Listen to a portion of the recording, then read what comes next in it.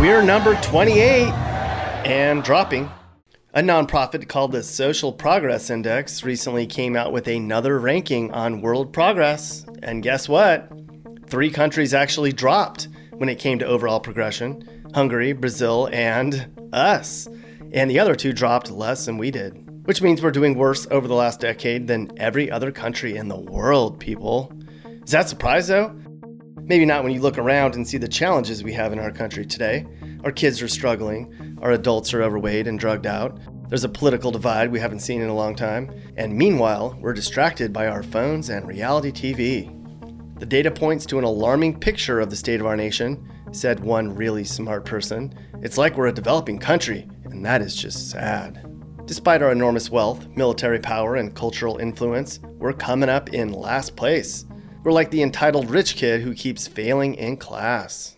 Today, we're going to look at the world rankings and talk about things that we do right, but spend most of our time talking about the things that we do wrong, because we have some issues big time in America. But that's no surprise, right? We're not the same America. We're not the same America. We're not the same America. We're not the same America, no way. So before we get into the metrics, talk about how depressing things are here, we should go over the final results. Of all big developed nations, Norway came out on top, followed by Denmark, Finland, and New Zealand. Many African nations came out on the bottom.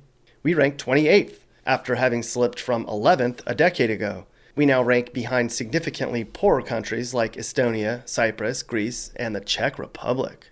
But we dropped more than anyone else. If this were to continue, the US would be on par with those African nations one day. Now this isn't going to be very fun, but let's just rip off the Band-Aid and get started with this stuff. One breakfast, Jack, and hurry. Cheech-a-check, cheech-a-check, cheech-a-check, Jack in the Box, we're really cooking now. One big reason for our poor showing in our world rankings is our health and nutrition. As a nation, we lead the world in medical technology, but we're 97th in access to healthcare. We have health statistics similar to people in Chile, Albania, and Jordan. If you compare the US to the world's 11th richest nations, the US spends far more on healthcare, but the outcomes are last. That means access to healthcare, efficiency of our medical system, and equity across different income groups is terrible. The Affordable Care Act in 2010 was supposed to provide relief in terms of cost and access, but sadly, it's been statistically proven that countries with nationalized medical systems outperform us on all healthcare measures. Plus, a lot of us are overweight, but we know that already.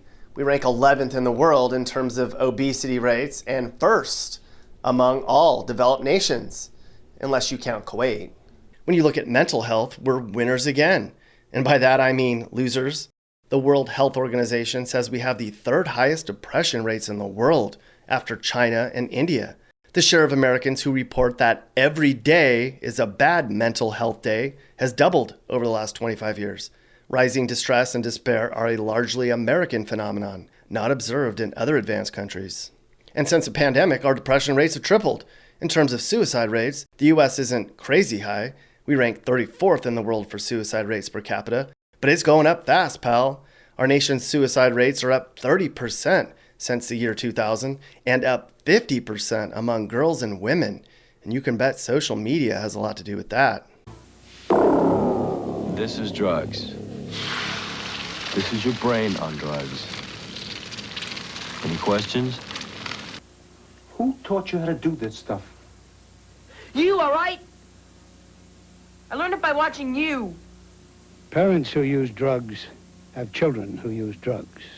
We're a country of stimulants, we are. Drug, alcohol, and prescription medication use is climbing. We've been in an endless war on drugs, but as a country, we consume more than 5% of all illegal drugs in the world. Just our country alone. And drug use is up in this nation by more than 8% over the last 20 years. An estimated 1 in 10 kids in the USA lives with a parent who has an alcohol problem. Alcohol use is only up a teeny bit, so at least there's that. And the good news is that with teens, it's down a lot. Kids these days don't drink and smoke and experiment like they did when we were kids. Yay, kids. But prescription drug use is up since 2000. Overdose numbers are skyrocketing. especially when you look at synthetic drugs. And total yearly deaths from all of this has more than doubled in the last 20 years. McGruff here. See that guy? He's stealing that bike. Now, see that lady? She's calling the cops. Mimi Marth, part of the Eyes and Ears Patrol in Hartford, Connecticut. Take a bite out of crime. Now, what about crime? Well, when you measure violent and property crime, we're about middle of the road, but a majority of countries have a lower homicide rate than we do. But crime and safety has been a real concern in 2020, as large cities have been overrun with a spike in shootings and vandalism. Shrinking police budgets have only made the problem worse. We lead the world in percentage of people locked up, and we spend by far the most on keeping people behind bars. More than 2 million Americans are in prison alone, and that's not even in jails. So basically the entire population of New Mexico is in prison, at least comparatively. Of course, we have a ton of jerks who do deserve to be in jail, but are we doing something wrong? A lot of other countries are educating, counseling, and treating our criminals' addictions and helping them transition into the job sector. Not us. Our nation's crime has dropped a lot over the last 30 years. That's right, and so is crime around the world. Why is that, Mappy?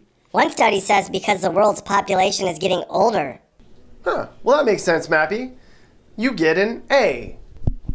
Older people are less likely to commit crimes, at least for the most part. Ike for president, Ike for president, Ike for president, Ike for president. You like Ike, I like Ike, everybody likes Ike for president. Hang out the banner, beat the drum, we'll take Ike to Washington. On the freedom metric, we lag in sharing political power among all citizens. We rank a shameful 100th in the world when it comes to discrimination against minorities.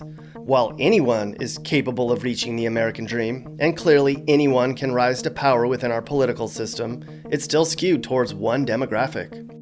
Our First Amendment rights are being taken away now too. If you say the wrong thing on social media, you'll get ostracized, or fired from your job, or even assaulted. Cancel culture is taking over America right now, and politicians can take away our rights with one stroke of a pen. And they're doing that right now. Some people have a deep, abiding respect for the natural beauty that was once this country. And some people don't. People start pollution. People can stop it. We should probably get a big fat C when it comes to our environmental score. We rank first in greenhouse gas emissions. We only have the world's 40th best water supply.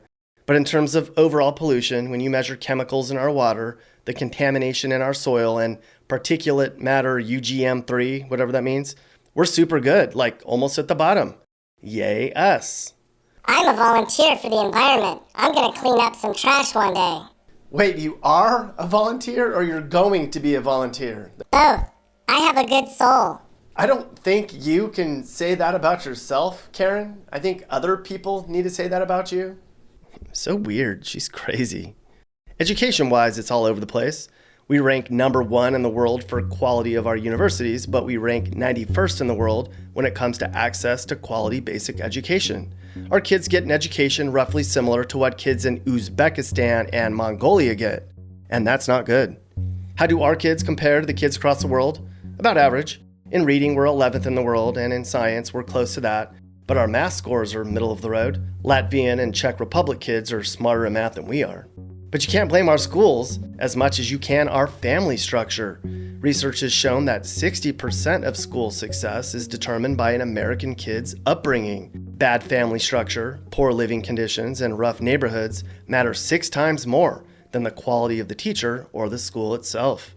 Well, we know it's not our household incomes holding our kids back. After all, we're the 6th wealthiest overall when it comes to average household wealth. So it has to be our family values which are the main cause for our school failures.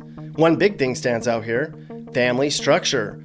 It's estimated that 2% of US kids have a parent in prison, which is crazy high. That's like 1 in 50 kids. 2-parent families have been proven to have a significant impact on a kid's success.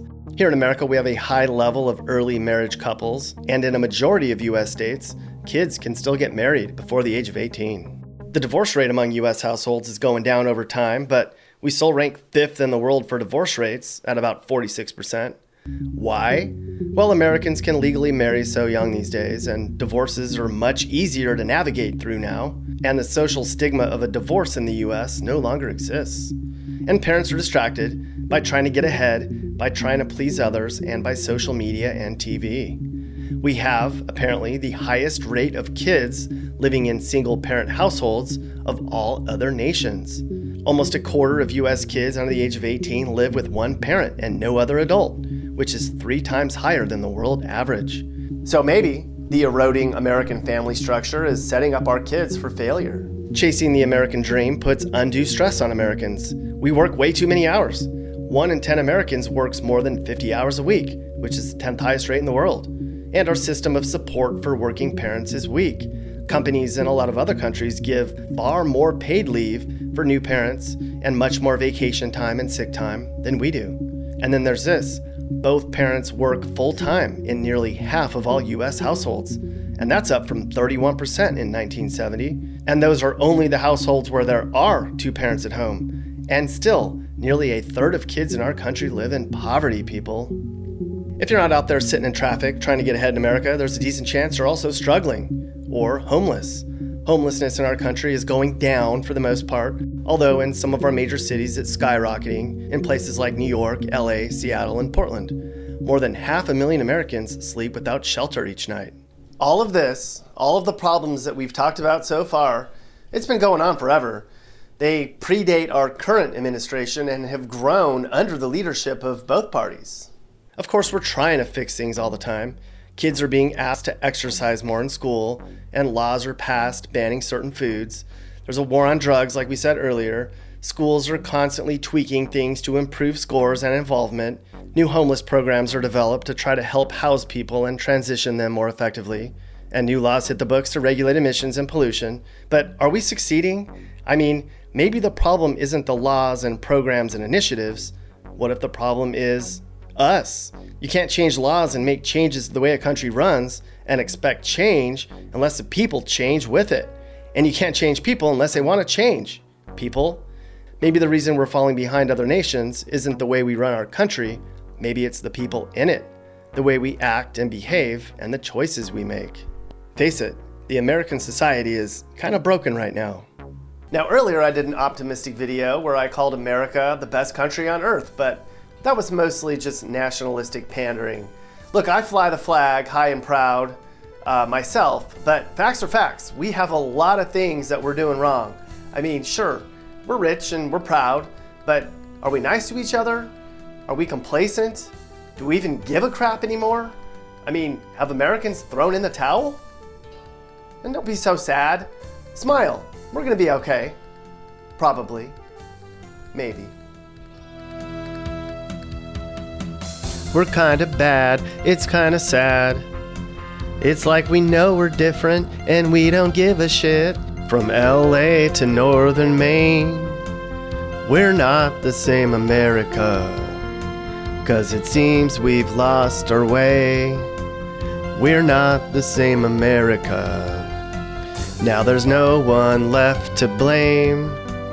We're not the same America. Will we be back one day? We're not the same America. We're not the same America. We're not the same America. We're not the same America. We're not the same America. No way. Come on, guys, we can do better than this. Hey, we're all to blame. But let's get back to being number one again, huh? I think we can do it. Hey guys, if you learned something new about America or what it's like to live in America, great. You should think about subscribing and turning on your notifications. You can also click one of these videos or playlists for more. You can also now buy my songs on iTunes and other formats. Click the link in the description. Thanks for watching. And remember, while we all might have different views, we should all be nice to each other and try to make the US a better place in a positive way. This is Sage, Nick's manager. This has been a Corner House Entertainment production.